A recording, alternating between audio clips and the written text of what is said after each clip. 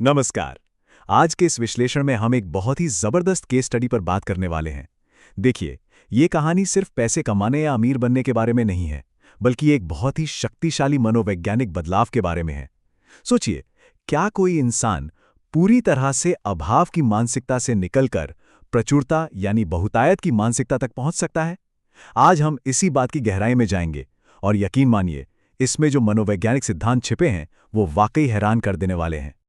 अब एक बहुत ही दिलचस्प सवाल। क्या महज एक छोटी सी बातचीत गरीबी को अमीरी में बदल सकती है? रेलवे स्टेशन की उस भीड़भाड़ को जरा इमेजिन कीजिए। एक ऐसा बेसहारा इंसान जो बस यूं ही आने जाने वाली ट्रेनों में अपना पूरा दिन गुजार रहा है, और फिर अचानक कुछ ऐसा होता है जो उसकी पूरी दुनिया पलट कर रख देता है।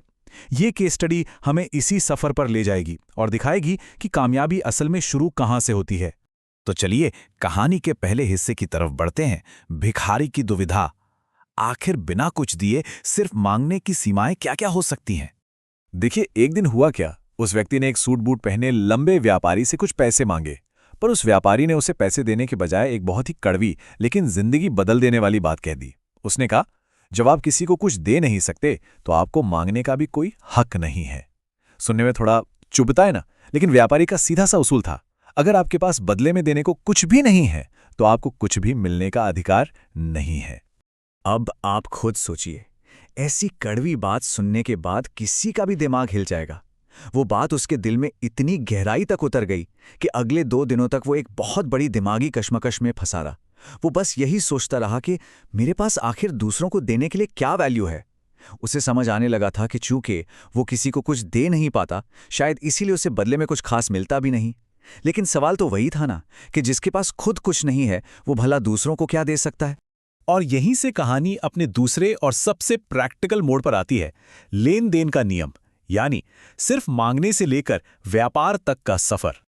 असल में उस व्यापारी की बात कोई ताना नहीं थी, बल्कि वो सफलता का एक बहुत बड़ा प्राकृतिक सिद्धांत था। इसे हम लॉ ऑफ एक्सचेंज या विनिमय का नियम कहते हैं। ये प्रकृति का एकदम सीधा सा फंडा है कि अगर हम कुछ पाना चाहते हैं तो हमें बदले में दूसरों को कोई ना कोई वैल्यू या मूल्य तो देना ही पड़ेगा। आखिरकार उस इंसान को यह बुनियादी नियम समझ में आ गया था। 2 दिन के इस भारी मंथन के बाद उसने अपनी रणनीति पूरी तरह से बदल दी। स्टेशन के पास कुछ जंगली फूल खिले थे। उसने क्या किया, बस उन फूलों को तोड़ लिया। अब उसका पुराना तरीका यानी सिर्फ हाथ फैलाना बिल्कुल बदल चुका था। उसने लोगों को पैसों के बदले वो खूबसूरत जंगली फूल देना शुरू किया, और यकीन मानिए, ये मुफ्त के फूल उसकी पहली इन्वेंट्री बन गए। और जैसे ही उसने ये वैल्यू देना शुरू किया, उसकी कमाई एकदम से बढ़ गई। लेकिन रुकिए, हर बिजनेस की तरह यहां भी एक पेंच था। उसने बहुत जल्दी एक बेसिक बिजनेस लेसन सीख लिया। इन्वेंट्री की सीमा, जब तक उसके पास फूल रहते, लोग खुशी खुशी उसे पैसे देते। पर जैसे ही वो फूल खत्म होते, उसकी कमाई भी उसी सेकंड रुक जाती। सप्लाई और डिमांड का ये उसका एकदम पहला और सीधा एक्सपीरियंस था। और इस लेसन के बाद आता है कहानी का सबसे महत्वपूर्ण हिस्सा, पहचान में बदलाव। एक छोटे से लेबल की ताकत क्या होती है, अब हम वो देखेंगे। तो हुआ कुछ यूं कि एक दिन वही सूट बूट वाला लंबा व्यापारी फिर से उसी ट्रेन में दिखा। इस बार वो व्यक्ति तुरंत उसके पास गया और उसे पैसों के बदले फूल दिए, और व्यापारी ने जो कहा, सच में वो इस पूरी केस स्टडी का क्लाइमैक्स है। उसने कहा, वाह, आज तुम भी मेरी तरह एक व्यापारी बन गए हो।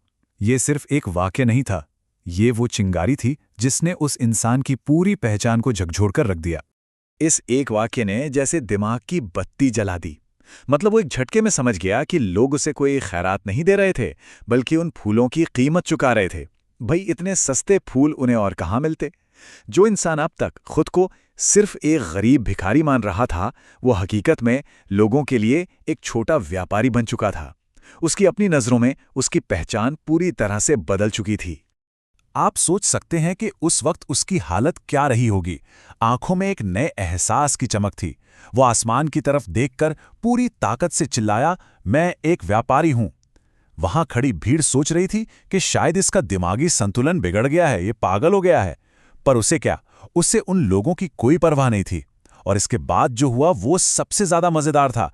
अगले ही दिन से वो इंसान उस रेलवे स्टेशन से हमेशा के लिए गायब हो गया।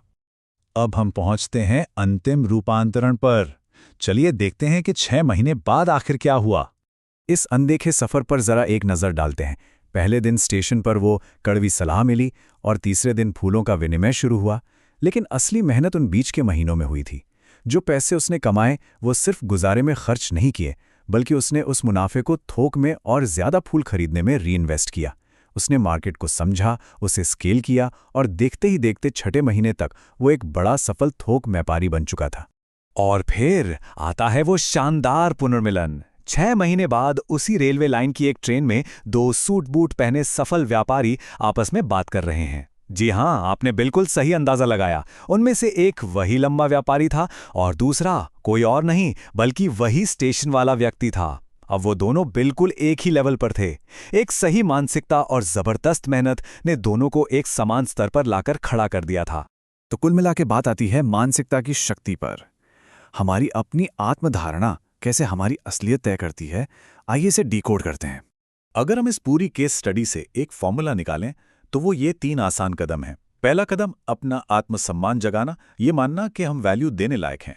दूसरा कदम विनिमय के नियम को अपनाना, यानी दुनिया को कुछ उपयोगी देना ताकि बदले में कुछ मिल सके। और तीसरा कदम जो सबसे जरूरी है, बड़ा बनने के लिए बड़ा सोचना। जब तक सोच बड़ी नहीं होगी तब तक बड़े रिजल्ट्स हासिल करना नामुमकिन है। उस व्यापारी बने व्यक्ति ने खुद ये स्वीकार किया कि लोग कभी खैरात नहीं दे रहे थे, वे असल में फूलों के मूल्य के लिए भुगतान कर रहे थे। अगर वो खुद को हमेशा छोटा ही समझता रहता तो उसकी जिंदगी भी हमेशा छोटी ही रहती। इसका सीधा सा मतलब है कि खुद को कम आंकना छोटे परिणामों की पक्की गारंटी है। असल में सफलता बाहरी हालातों में नहीं बल्कि पूरी तरह से हमारी अपनी मानसिकता, हमारे माइंडसेट के अंदर ही छिपी होती है। और इसी के साथ हम इस विश्लेषण के बिल्कुल आखिरी हिस्से में आ गए हैं।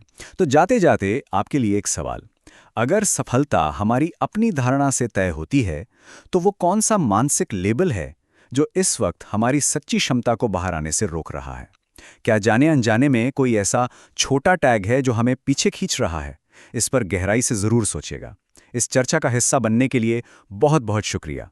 सीखते रहिए और अपने विचारों को विस्तार देते रहिए।